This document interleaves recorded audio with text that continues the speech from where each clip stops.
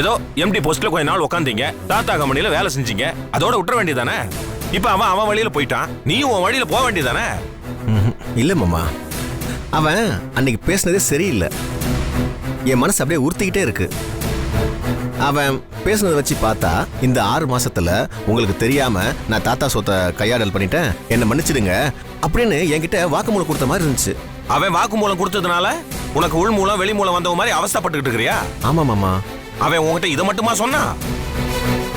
வேலை செய்யும் போது நீங்க 2 பேரும் பார்ட்னர் தானே? அவன் கொள்ளையடிச்ச சொத்துல உனக்கு ஒரு பங்கு தரேன்னு சொன்னானா இல்லையா? மாப்ள, இந்த உலகத்துல நடந்துகிட்டு இருக்கிற எல்லா பிரச்சனைக்காகவும் நம்மளால கவலைப்பட்டுக்கிட்டு இருக்க முடியாது மாப்ள. நம்ம பிரச்சனையை நம்ம தான் பார்க்கணும். மாமா, உனக்கு என் ஃபீலிங்ஸ் புரியாது. சரிப்பா, இவ்வளவு ஃபீல் பண்ற நீ சரசுவுக்கு ஒரு ஃபோன் பண்ணி ஆறுதலா ஒரு 4 வார்த்தை பேச. போய் பேசு. நானும் அப்படிதான் நினைக்கிறேன். ஆனா இந்த சங்கர் யார்கிட்ட என்ன சொல்லி வச்சிருக்கான், யார்கிட்ட எதை சொல்லி மறைச்சு வச்சிருக்கான்னு எனக்கு ஒண்ணுமே புரியலையே.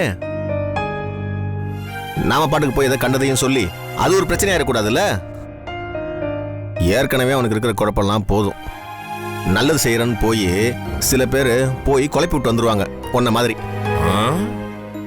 நான் கொஞ்சம் தெளிவான ஆளு. கஸ்டமர் வந்திருக்காங்க, போய் வேலையை பார். சரி.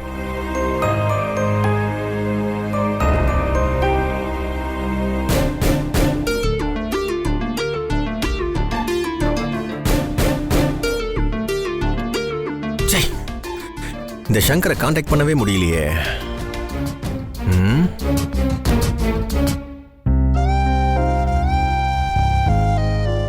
சார், கவிதா சிஸ்டர் பாத்தீங்களா?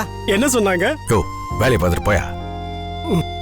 Sir, Subbu sir. வாங்க கேஷியர். சார், இன்னைக்கு கல்யாண நாள், முதல் வருஷம். Oh, very good. Many more happy returns of the day. Thank you sir, thank you. அப்புறம் சார், ஈவினிங் டின்னருக்கு எங்க வீட்டுக்கு வரணும் சார். நானா? நான் எதுக்குங்க? சார் ப்ளீஸ் சார், நம்ம ஆபீஸ் ஸ்டாஃப்களுக்கு மட்டும் சின்ன கெட் டுகெதர் பார்ட்டி வச்சிருங்க சார்.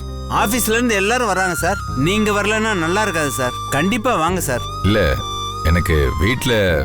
ஏன் சார், வேற ஏதாவது முக்கியமான வேலை இருக்கா சார்? வேலையெல்லாம் ஒண்ணும் இல்ல. அப்புறம் என்ன சார், வாங்க சார்.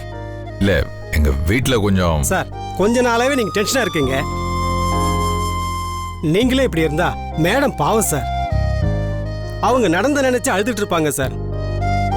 அவங்கள அப்படி இப்படி 4 இடத்துக்கு கூட்டுவாங்க சார். அவங்க மனசை மாத்துங்க சார். அவங்களும் கொஞ்சம் ஆறுதலா இருக்கும் சார். நீ சொல்றதும் சரிதான். ஆனா அவங்க. சார், நீங்களாவது ஆபீஸ்க்கு வந்துடுறீங்க, இங்க நடக்கிற பிரச்சனையில உங்க கஷ்டத்தை மறந்துடுறீங்க. ஆனா அவங்க 4 செவத்துக்குள்ளே அடப்பட்டு கஷ்டப்பட்டு இருப்பாங்க சார். இப்படி அங்க எங்க கூட்டு வந்தாதான், அவங்க 4 பெண்களோட பேசினாதான் அவங்க டென்ஷன் எல்லாம் ஃப்ரீயா இருப்பாங்க. அட, உனக்கு இப்படிலாம் கூட பேச தெரியுமாயா? சார், நானும் ஒரு குடும்பஸ்தன் சார். சரி, நான் ட்ரை பண்றேங்க. ட்ரை எல்லாம் இல்ல சார், கண்டிப்பா நீங்க வர்றீங்க. நீங்க தான் சீஃப் கெஸ்ட். உங்களுக்காக நான் வெயிட் பண்ணிட்டு இருப்பேன் சார். கண்டிப்பா நீங்க வரணும் சார். சார், போகும்போது ஜங்ஷன்ல கொஞ்சம் இறக்கி விட்டுருங்க சார். ஹெல்மெட் வச்சிருக்கியா? இல்ல சார். ஹெல்மெட் இல்லாம கூட்டிட்டு போயிட்டு என் லைசென்ஸ் எல்லாம் புடிங்கி வச்சுட்டா யார் ஃபைன் கட்டுறது? நான் தானே கட்டணும். முதல்ல நீ ஹெல்மெட் வாங்க, அப்புறம் நான் கூட்டிட்டு போறேன். சரி சார், நீங்க போங்க, நான் பஸ்லயே போய்க்கிறேன். சார், நான் வரேன் சார்.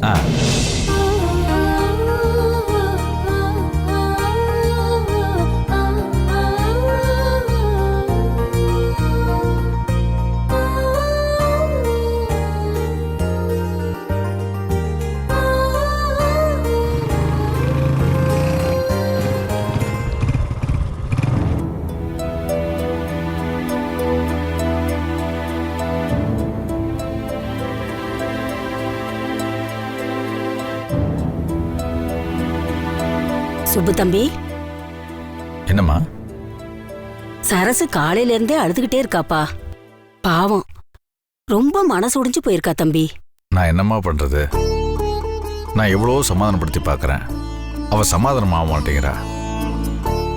சில விஷயங்கள் நம்ம கையில் இல்லைம்மா.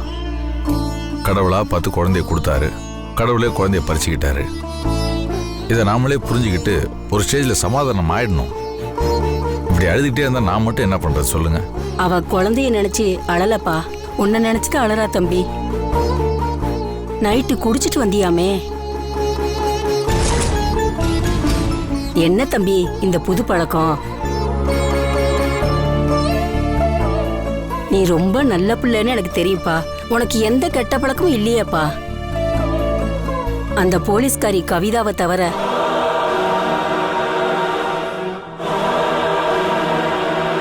இப்போ அதோட சேர்ந்து இந்த பழக்கமும் வந்துடுச்சு. நீ குடிக்கிறது உன் சொந்த விஷயம்ப்பா. அதுவும் குழந்தை இப்படி ஆயிடுச்சேன்னு நீ குடிச்சிருப்ப.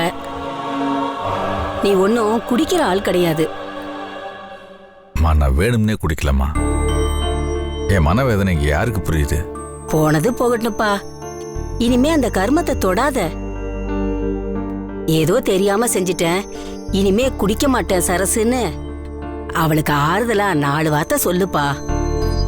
பாவம்ப்பா அவ. நீ சொன்னா சமாதானம் ஆயிடுவா. சரிங்கம்மா, நான் சமாதானப்படுத்தி பார்க்கறேன். நான் சொன்னேன்னு தப்பா எடுத்துக்காதப்பா. அதுக்கும் உன்னை விட்டா வேற யாருப்பா இருக்கா? புரியுதுமா.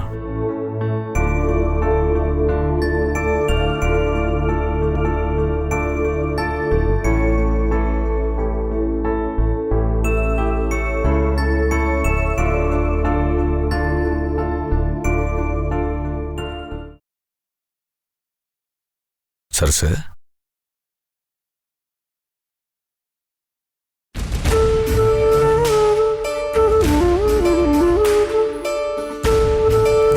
சரசு,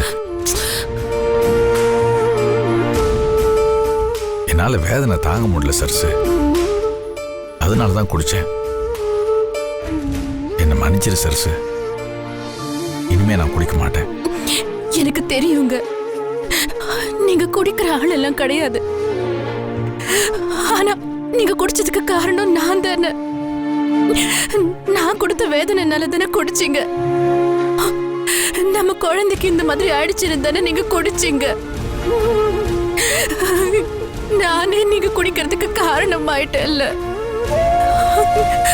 அது நினைச்சுதாங்க எனக்கு மனசு தாங்கல. சரசு, என்ன சரசு? அதான் இனிமே குடிக்க மாட்டேன்னு சொல்லிட்டேன்ல. என்ன நம்பு சரசு. நான் உங்களை நம்பாம நான் வேற யாருங்க நம்புறது? சரி, நீ போய் ரெடி ஆயிட்டு வா. எங்க? அது எங்க ஆபீஸ்ல வேலை செய்யறவருக்கு என்னோட கல்யாணம் ஆகி 1 வருஷம் ஆகுதான். அவர் ஆனிவர்சரிக்கு ஒரு கெட்டுக்கதிர் வச்சிருக்காரு. உன்னையும் கூட்டிட்டு வர சொன்னாரு. நானும் கூட்டிட்டு வரேன்னு சொல்லியிருக்கேன். நான் போயிட்டு வந்துடலாம். ஆபீஸ் ஸ்டாஃப் எல்லாம் அங்க வருவாங்க. அங்க நான் எதுக்குங்க? சரசு, வீட்லயே இருந்தா உனக்கு பைத்தியம் முடிச்ச மாதிரி ஆயிடும். வா. இல்லங்க, வளகாப்பு ஃபங்க்ஷனுக்கு வந்த அதே ஆபீஸ் ஸ்டாஃப் எல்லாம் தான் அங்கேயும் வருவாங்க. அப்புறம் ஏதாவது பேசுவாங்க. என் மனசுக்கு ரொம்ப கஷ்டமாயிடும். நான் வரல, நீங்க மட்டும் போயிட்டு வாங்க. அப்படியெல்லாம் ஒன்றும் ஆகாது சரசு. அப்படியே ஆனாலும் நான் பாத்துக்கிறேன். பொத்தி பொத்தி வச்சா காயம் ஆறாது சரசு. பாரு, அபார்ஷன் ஆனதுக்கு நீயோ நானோ காரணம் இல்லை. இந்த மாதிரி விஷயத்தெல்லாம் இனிமே நம்ம தாங்கிக்கிட்டு முன்னேறி போக பார்க்கணும். நாம ஓடிட்டே இருந்தோம்னா கண்டது நம்மளை துரத்தும். திரும்பி நின்று கல் எடுத்து அடிச்சோன்னா பயந்துட்டு அது ஓடும். இந்த மாதிரி விஷயங்களை இனிமே சகிச்சுக்கணும். அதுக்கு ஒரு ஆரம்பமா இந்த ஃபங்க்ஷனுக்கு நம்ம போயிட்டு வந்துடுவோம். என்ன சரசு, நான் இருக்கேன். இந்த ஊரை பத்தியோ ஊர்ல இருக்கவங்கள பத்தி நீ ஏன் கவலைப்படுற? நீ தைரியமா இரு. நான் போயிட்டு வந்துடலாம். சரிங்க, நீங்க சொன்னா சரியாதான் இருக்கும். நான் போய் ரெடி ஆயிட்டு வரேன்.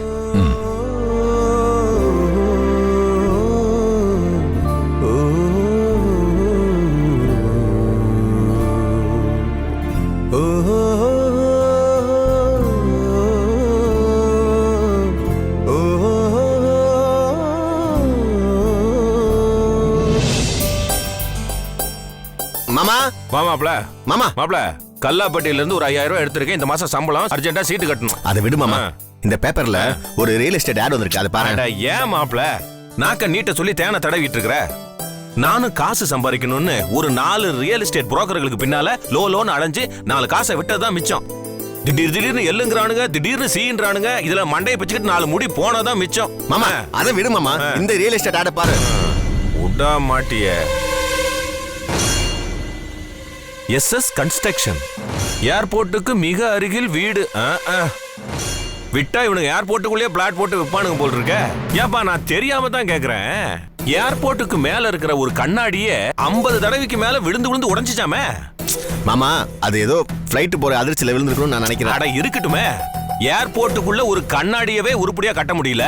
இந்த லட்சணத்துல ஏர்போர்ட்டுக்கு பக்கத்துல வீடு கட்டி கொடுக்கறான்னு சொல்றானுங்களே, இந்த வீடெல்லாம் தாங்குமா? ஏன் ஏற்கனவே அங்க வீடு கட்டி குடியிருக்கணும்லாம் மனுஷனா தெரியலையா? உனக்கு கமிஷன் வரலங்கிற ஆதகத்தை நீ பேசிக்கிட்டு இருக்க. கண்டுபிடிச்சிட்டியா? என்ன கண்டுபிடிச்சிட்டியா? மாமா அந்த விளம்பரத்தை நல்லா படிச்சு பாரு. அதான் பார்த்தாச்சேப்பா. ஏர்போர்ட்டுக்கு பக்கத்துல ஒரு சதுரடி 150 ரூபாய்க்கு கம்மின்னு விளம்பரம் கொடுத்திருக்கானே, அதுக்கு என்னப்ப? மாமா ஆ. இந்த ரியல் எஸ்டேட் கம்பெனியை சங்கர் தான் ஆரம்பிச்சிருக்கான்னு நினைக்கிறேன்.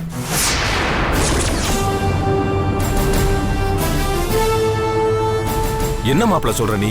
மாமா அவன் தான் இடம் வாங்கி போட்டு பிளாட் போட்டு வித்துட்டு இருக்கானா. ஏன் மாப்பிள, அவங்கிட்ட ஏது அந்த அளவுக்கு பணம்? அவனாவது பிளாட் போட்டு விக்கிறதாவது, வேலை இல்லாம பிளாட் பாரத்துல எங்கேயாவது சுத்திக்கிட்டு இருப்பான். நீ வேற. ராஜா நான் சொல்றது உண்மைதான், அது என் கம்பெனி தான்.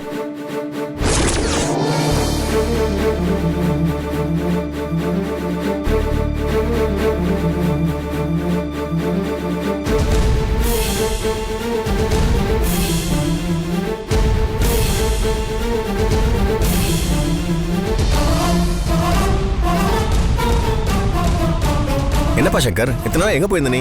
சாரிண்ணே, புதுசாக ஒரு கம்பெனி ஆரம்பிச்சிருக்கேன், அது விஷயமா கொஞ்சம் பிஸியாக இருந்தேன், அதான் வர முடியல. அப்போ மாப்பிள கேள்விப்பட்ட மாதிரி இந்த பேப்பர்ல வந்திருக்கிற ஆட் கம்பெனி உன்னதானா?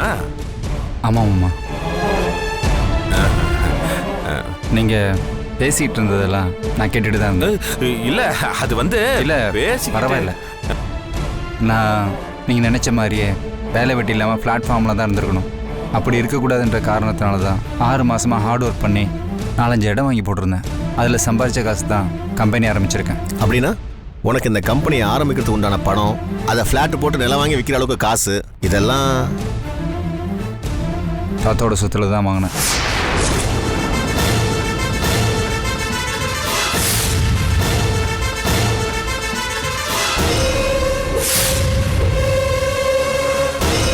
நான் தான் சொன்னேனே, நான் நல்லவனே கிடையாதுன்னு. இந்த 6 மாதத்தில் நான் நிறையா சம்பாரிச்சிட்டேன். சங்கர். ஆமாண்ணே, நான் ஒரு ஆடிட்டர். தப்புன்ற ஊசியை தொலைச்சேன்னு வைங்க, 4 பேர் கண்டுபிடிக்கிற மாதிரி நடு ஹாலில் தொலைக்க மாட்டேன். எவனுமே கண்டுபிடிக்காத மாதிரி வைக்கோல் போரில் தொலைப்பேன். அப்போ நாம அந்த மாதம் கிட்ட ஒப்படைச்ச அந்த கணக்கு, அந்த விவரம்லாம்? அதான் சொல்கிறேன், அந்த கணக்கை நான் தான் எழுதினேன். சொத்து அப்படியே தான் இருக்கும், அதோட லாபத்தை தான் நான் எடுத்துக்கிட்டேன். அதில் சம்பாரிச்சது தான் அந்த காசு. ஏப்பா இதெல்லாம் தப்பு இல்லையா? தப்பே இல்லைண்ணே, கொஞ்சம் யோசிச்சு பாருங்க. தாத்தாவோட உயிர் என்ன சொல்லுதுன்னு. தாத்தாவோட சொத்தை செலவு பண்ணி நஷ்டம் வந்தா அதை நம்ம ஈடுகட்டணும்னு சொல்லிச்சா இல்லையா? ஆமா. அதே மாதிரி அந்த சொத்தை வச்சு லாபம் வந்தா நம்ம எடுத்துக்கலாம்னு சொல்லிச்சா இல்லையா? ஆமா. அதான் எடுத்துக்கிட்டேன். லாபம் வந்துச்சு, லாபத்தை எடுத்துக்கிட்டு சொத்தை திருப்பி கொடுத்துட்டேன். இங்க பாருங்கண்ணே, தாத்தா ஒன்றும் பொழுது போகாம நம்ம மேல சொத்து எழுதி வைக்கல. நம்ம 2 பேருக்கும் அவர் நிறைய துரோகம் பண்ணியிருக்காரு. அதுக்கு பிராயச்சித்தமாக தான் 6 மாசத்துக்கு அந்த சொத்தை நம்ம பேர்ல எழுதி வச்சிருக்காரு. நேரடியா நமக்கு ஏதாவது பணம் கொடுத்துருந்தாருன்னா அந்த ரேகாவை மாதவனும் சண்டைக்கு வந்திருப்பாங்க. அதனால தான் மறைமுகமாக அந்த சொத்தை நம்ம பேர்ல எழுதி வச்சிருக்காரு, அதுவும் 6 மாசத்துக்கு மட்டும். அது மட்டும் இல்லைண்ணே, அவருக்கு நல்லா தெரியும் நான் ஒரு ஆடிட்டர்.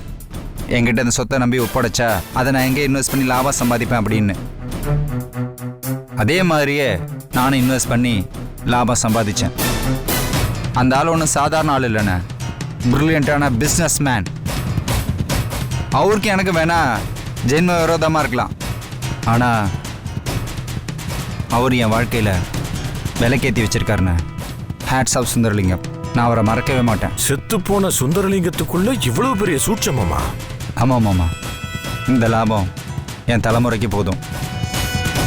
இந்த பணத்தெல்லாம் புத்திசாலித்தனமாக நிறைய இடத்துல இன்வெஸ்ட் பண்ணி வச்சுருக்கேன். நான் பிச்சைக்காரன் இல்லை, பணக்காரன். இந்த பார்ப்பா, நீ சொல்றதெல்லாம் சரியா இருக்கலாம், ஆனா இருந்தாலும் அட போங்கண்ணே, அதான் உயிலே தெளிவாக எழுதி வச்சிருக்குல்ல, லாபம் வந்தால் நம்ம எடுத்துக்கலான்னு. அதான் நான் எடுத்துக்கிட்டேன். இங்கே பாருங்கண்ணே, அந்த சுந்தரலிங்கம் நான் எப்போ சம்பாதிக்கணுமோ அந்த காலகட்டத்தில் என்ன ஓட ஓட விரட்டியிருக்காரு, கொலைப்படி போட்டிருக்காரு, ஜெயிலில் தள்ளியிருக்காரு. இந்த நெசைட்லாம் யார் கொடுப்பா? யார்கிட்ட போய் நான் கேட்கறது?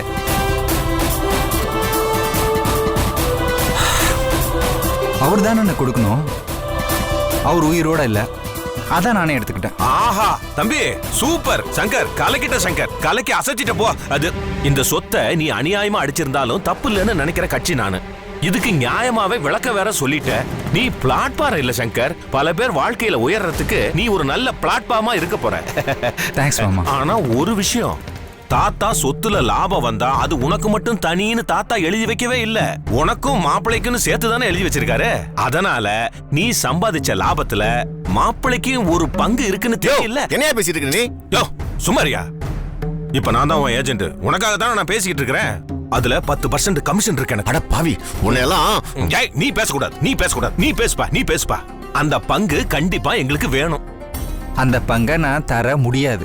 இதெல்லாம் ரொம்ப போங்காட்டப்பா, இதெல்லாம் ரொம்ப தப்பு. ராஜாண்ணனுக்கு பங்கு தரக்கூடாதுன்னு நான் நினைச்சிருந்தேன்.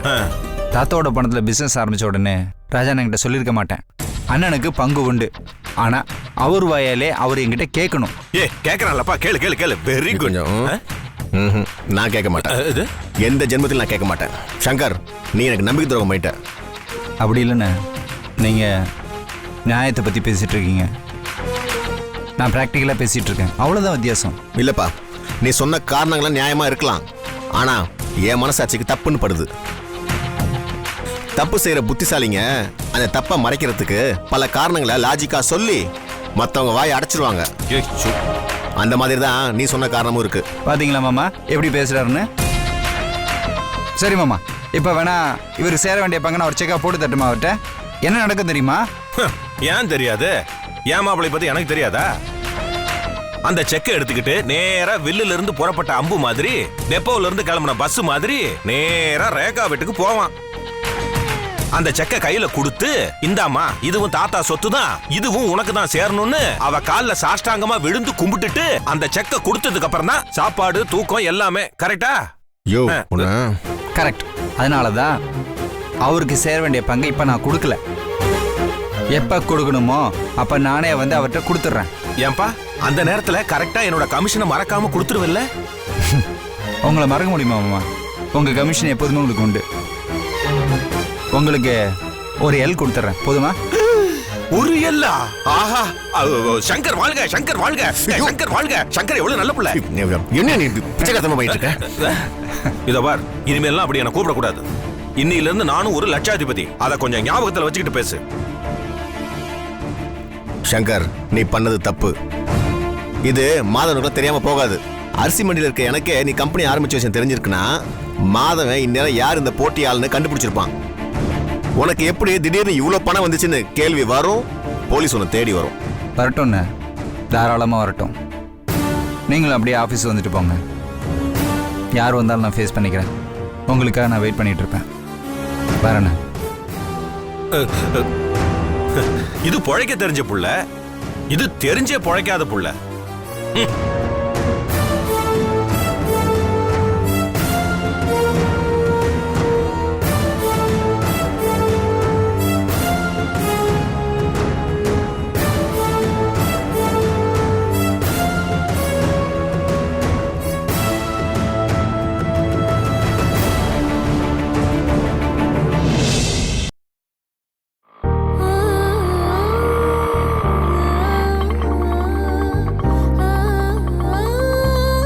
வணக்கம். வாங்க மேடம். வணக்கம். வாங்க sir.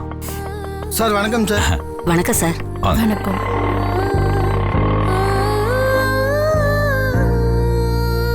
Sir sir Subbu sir வந்திருக்காரு. வாங்க சார், வாங்க சார், வாங்க மேடம். வாங்க. பிரியா, வாங்க மேடம். இவங்க தான் என் ஒய்ஃப். நீங்க வந்ததுல எங்களுக்கு ரொம்ப சந்தோஷம் சார். வாங்க வாங்க. சரி சரி, மணி ஆகுதுல்ல, கேக்க வெட்டுங்க, பிரியாணி போடுங்க, குழந்தைங்க எல்லாம் பசியில இருக்குல்ல. வாங்க சார், வாங்க சார், வாங்க மேடம். வாங்க.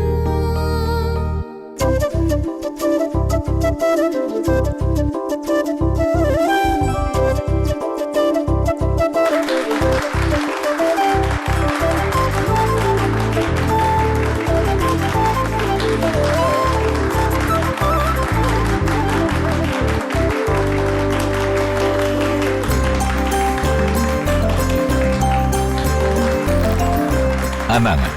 Thank you sir. Happy anniversary.